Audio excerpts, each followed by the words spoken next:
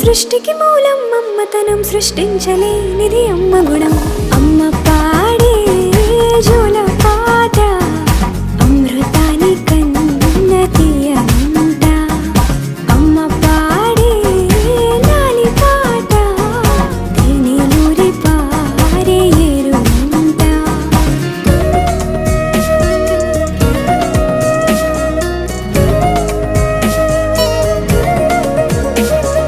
నింగిని తాకే మేడలకి పునాది రాయి అమ్మా, అందం పొందిన ప్రతిశిలకి యులిగాయం అమ్మా.